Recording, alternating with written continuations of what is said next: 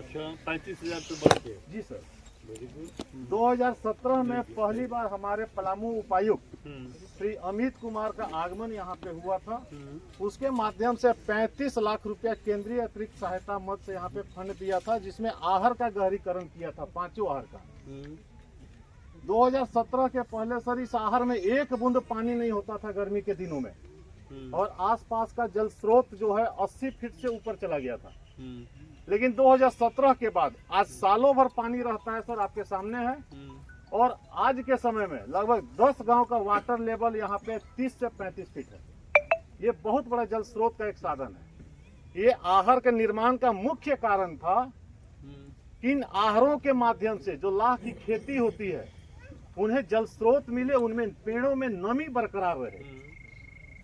लेकिन इसके साथ में मछली पालन, बत्तख पालन या पर्यटन के क्षेत्र में अगर बोटिंग का व्यवस्था हो, इको टूरिज्म पार्क के रूप में अगर इसको डेवलप करें और लाख का खेती करें और छोटे छोटे लघु उद्योग और कुटीर उद्योग की स्थापना करें, तो हमारे गांव के ही मात्र लगभग 1000 महिला पुरुषों का रोजगार मिल सकता है। उसी तरफ दूसरी तरफ में हम चलते हैं सर कि अगर इस लाह बगान में जो एक अभी आज के समय में सर 90,000 पेड़ है केवल पलाश के, अगर उसे हम ब्रूड बैंक के रूप में अगर हम डेवलप करते हैं तो पलामू प्रमंडल के प्रत्येक पंचायत के साथ में लातेहार, हजारीबाग, गढ़वा और लातेहार इन जिलों में भी रोजगार की भरपूर संभावनाएं हैं और लगभग 60,000 परिवारों को रोजगार मिल सकता है। जिसके लिए महोदय से हम आग्रह करते हैं एक बार इस तालाब का अवलोकन किया जाए। और जो उदासीनता है विभाग का, मैं सरकार की उदासीनता की बात नहीं करता हूं क्योंकि सरकार इसके लिए तैयार बैठी है, लेकिन विभागीय उदासीनता को दूर करने का प्रयास किया जाए। और हमारे बीच में विभागीय उदासीनता क्या है? आप विभागीय विभाग से क्या चाह रहे हैं जो विभाग नहीं पूरा कर रहा है? हम लोग चाह रहे हैं सर इसमें रेगुलर काम हो और एक वन समिति अध्यक्ष हो, और खास कर सर अगर रेगुलर काम हो आपकी अध्यक्षता में एक टीम बने, जिला स्तरीय अध्यक्ष सर आप रहें, डीसी साहब रहें, डीएफओ साहब रहें, और भी जो संबंधित विभाग IINRG जिसे आज हम निशा कहते हैं और झास्को लैम्प, ये सभी लाख संबंधित विभाग हैं, ये सभी मिलकर इसका सर उत्पादन यहाँ पर बढ़ाया जाए। ला फैक्ट्री सर यहाँ बना हुआ है, लगभग सैकड़ों महिलाएं चूड़ी बनाने का, बटन लैक्स बनाने का करती थी आप लोग? हाँ, सब ट्रेनिंग लिए हुए हैं। इन लोग प्रशिक्षण लिए हुए हैं सर, लेकिन काम उत्पादन नहीं होने के कारण काम सर बंद है। हम लोगों को उत्पादन फोकस है। अभी मार्च के बाद सर इसका लाह का खेती प्रारंभ हो जाता है और अभी बहुत अच्छा समय है कि इसे एक मार्गदर्शक मंडली और आपकी अध्यक्षता में इसको काम को हम लोग सर शुरू कराने का अनुरोध करते हैं। फैक्ट्री यहाँ नहीं है? फैक्ट्री है सर, तो रोड बना हुआ है, चालू नहीं है। चालू नहीं, आज तक उद्घाटन ही नहीं हुआ है सर। 2019-20 में ही फैक्ट्री बन के तैयार हो गया। अमित कुमार सर जिस समय थे उस समय लगभग 1.5 करोड़ रुपए का आवंटन किया हुआ था, जिसमें वन फॉरेस्ट गार्ड का रहने के लिए यहाँ पे बिल्डिंग भी बना था, ला फैक्ट्री भी बना था, और ये आहर का गहरीकरण वगैरह सब किया गया था। ला खेती को प्रारंभ करने के लिए 21.5 लाख रुपया का सरकार का आवंटन भी हुआ था। लेकिन कई लोगों का आज लगभग 6 लाख रुपया मजदूरों का पैसा भी बकाया है। वो पुरानी कहानी है, वैसे हम लोग उस पर जाएंगे तो बहुत लंबा विस्तार हो जाएगा, लेकिन एक नए सिरे से सर इसको प्रारंभ किया जाए। अगर वन विभाग अगर इस चीज को करने में अगर सक्षम नहीं होता है तो हम लोग गांव वाले इसे गोद लेने के लिए तैयार हैं। आपकी अध्यक्षता, आपके मार्गदर्शन में, आपके दिशा निर्देश पे सर हम लोग काम करेंगे। जो भी रिपोर्ट होगा सर हम आपके सामने रखेंगे। इसको पीछे कीजिए।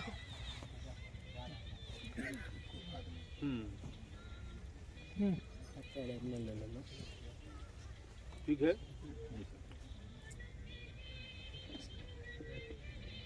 मतलब फॉरेस्ट डिपार्टमेंट से, मतलब ये जो फैक्ट्री बैठा था वो फॉरेस्ट के द्वारा ही बैठा था। आज एक झास्को लैम्प के माध्यम से भी एक फैक्ट्री मिला था हम लोग को, तो अंदर में है, वो भी बना हुआ है। लेकिन कुछ सामान यहाँ काम बंद हुआ, गांव के कुछ लोगों को फॉरेस्ट के द्वारा केस वगैरह किया तो सारे लोग इधर उधर हो गए। तो उसमें से फैक्ट्री का सामान वगैरह चोरी हो गया था। काहे चोरी हुआ? सबसे बड़ी बात तो ये जी।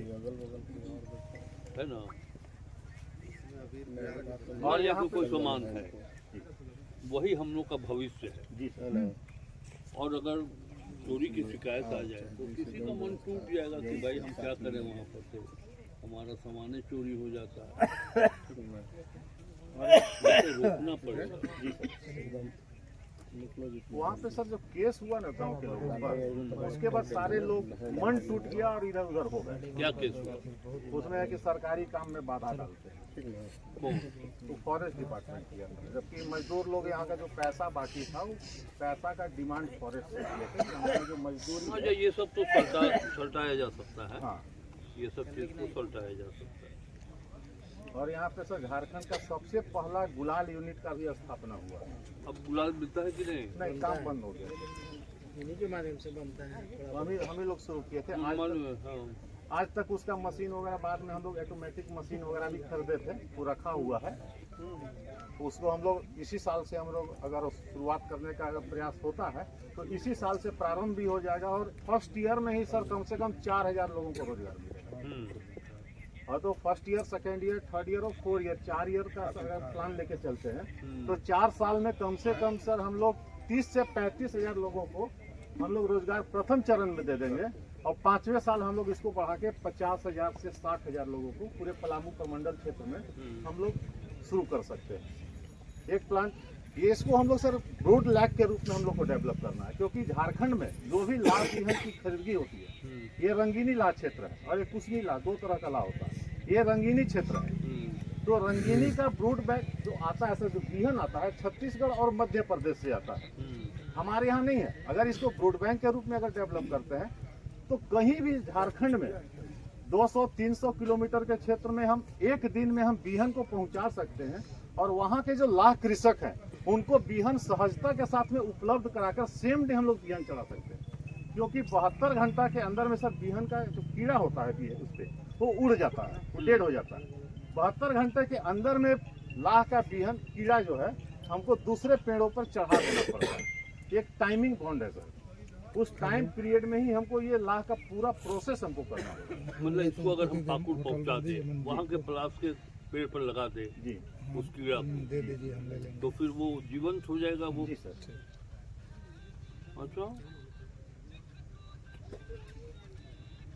अभी जो है सब हमारा है ये है कुसमी लेक, रंगीनी लेक, ये सारा प्रोसेस है। अभी प्रेजेंट रेट है सर ये।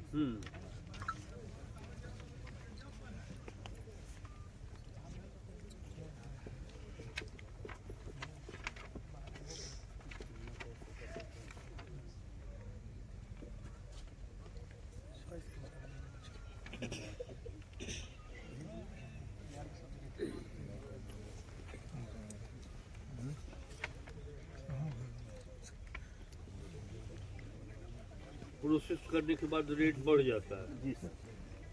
तो सबसे पहले सीड लाइट हम लोग होता है ये एल्यूट्रिक एसिड 8,500 से 10,000। जी सर। वो सर होता है जो हम लोग सेंट लगाते हैं, परफ्यूम डिओड्रेंट वगैरह जो लगाते हैं उसमें उसका परफ्यूम को बरकरार रखने के लिए उसका यूज होता है। फिर कुछ मात्रा उस सेंट में डाला जाता है और उसका लाइफ टाइम बढ़ जाता है। वो लाइट का ही यूज है सर। और ये सब यहाँ होता है इसी से होगा रंगीनी लाह पे। जी सर। तो अच्छा कौन है, कुसमी की रंगीनी? ये कुसमी है सर। हम लोग के यहाँ क्या है? हम लोग के यहाँ रंगीनी है। ये कुसमी से ये जो कुछ पेड़ आगे दिख रहा है उस साइड में वो कुसुम का पेड़ है। लगभग यहाँ पे 70-80 का संख्या में कुसुम का पेड़ है। मतलब कि कुसमी सबसे बेस्ट है। बेस्ट है, लेकिन हम लोग के यहाँ रंगीनी है, कुसमी नहीं है।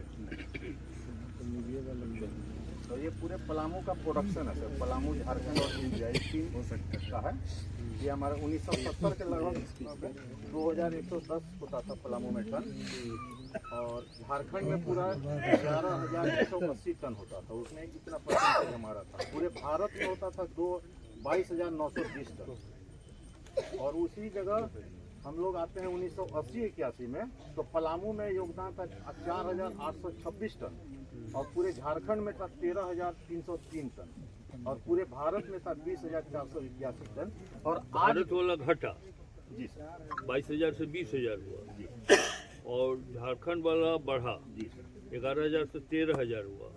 पलामू 2,000 से 10 डबल हो गया 4,800। ठीक है।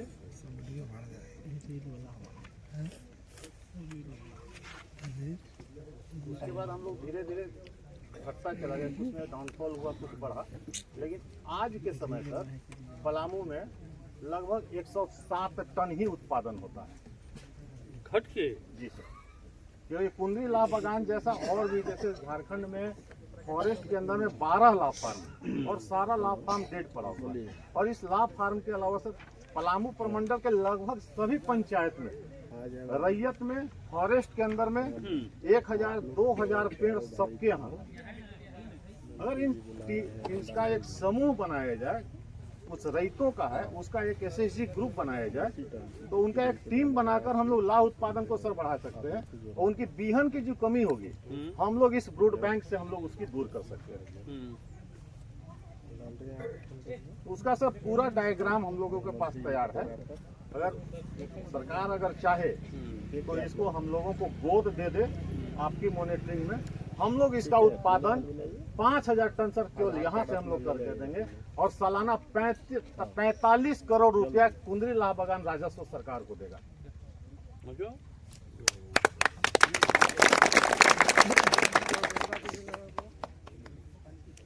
लगभग झारखंड में हमको लगता है कि 1,000 करोड़ का राजस्व आएगा सर केवल लाह से।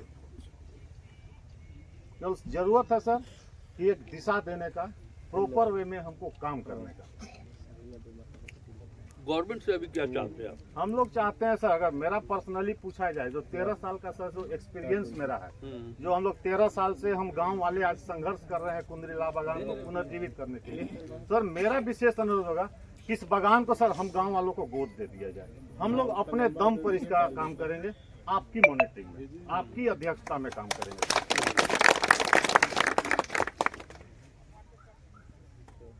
जो कि फॉरेस्ट डिपार्टमेंट सर न ये कुछ काम करेगा, न हम लोगों को करने देगा।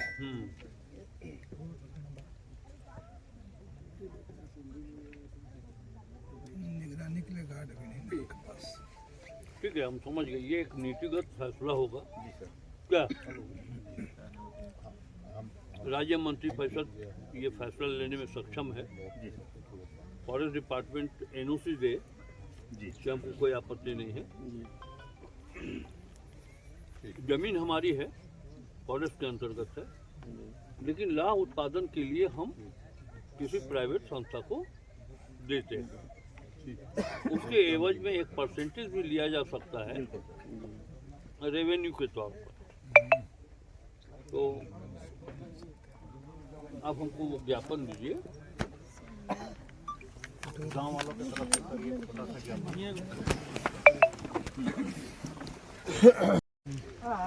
कुंदरी लाह बागान का काया पत्थर बदला है। देखिए, ये तो हम अभी कोई आपको ठोस आश्वासन नहीं दे सकते हैं।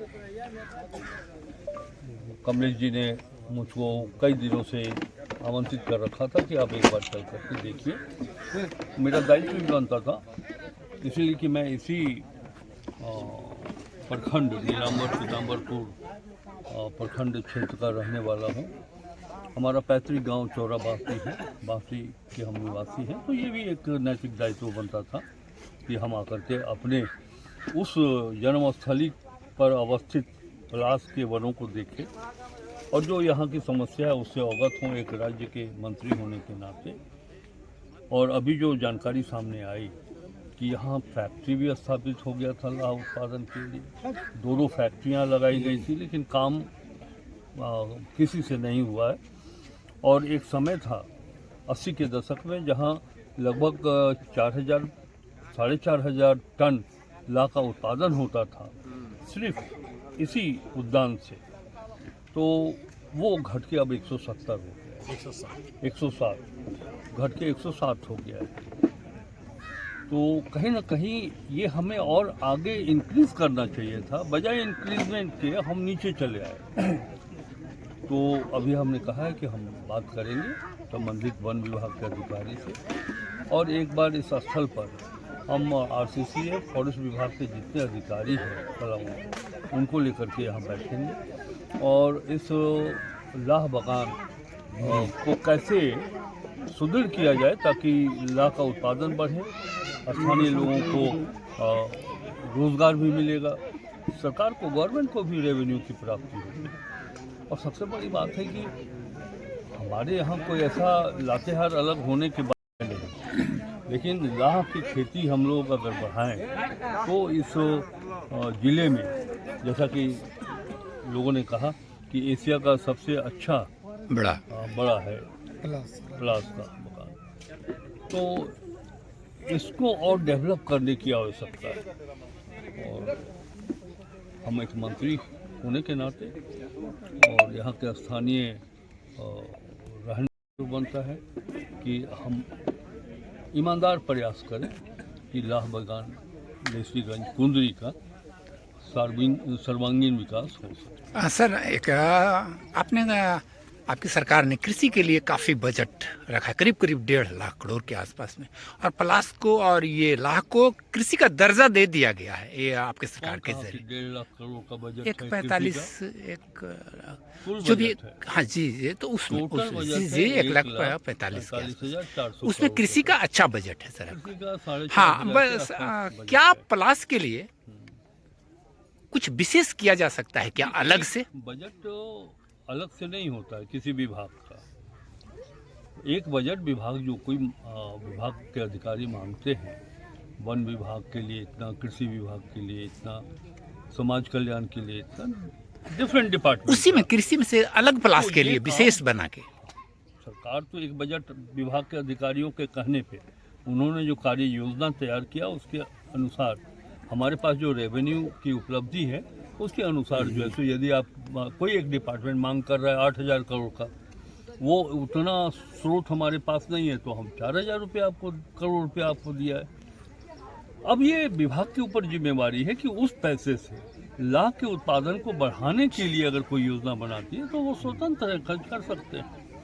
चलिए, धन्यवाद सर। ओके, ये बोलते बोलते चलिए। हाँ, मुझे पूर्ण विश्वास है, छोड़ दीजिए।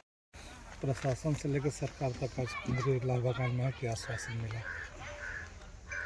आश्वासन और विश्वास हम लोगों के साथ है, और मुझे पूर्ण विश्वास है माननीय मंत्री वित्त और संसदीय कार्य मंत्री का आगमन कुंदरी लाह बगान में एक ऐतिहासिक होगा, और आने वाला कुछ समय में यहाँ पे कार्य प्रारंभ भी होगा, मुझे पूर्ण विश्वास है।